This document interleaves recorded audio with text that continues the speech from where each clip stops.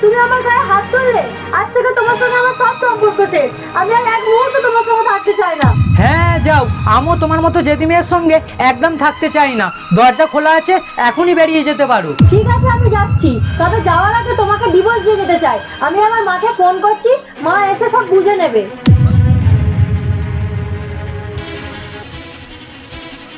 Hello মা, মা তুমি এক্ষুনি এসো, আমি ওকে ডিভোর্স দেবো।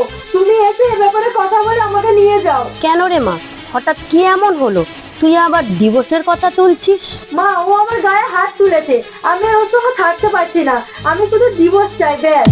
দেখ মা, অনেক টাকা পয়সা খরচ করে তোকে আমি ধুমধাম করে বিয়ে দিয়েছি, ডিভোর্স দেওয়ার জন্য নয়। দেখ মা, বিয়ে মানে দুজনে একসাথে থাকা নয়।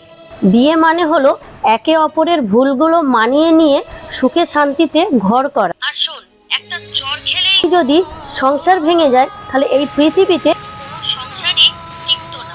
দেখ মা, মাথা ঠান্ডা কর। ফিরে আসার পথ বোঝা সহজ, কিন্তু মানিয়ে নিয়ে টিকে থাকাটাই আসল জয়।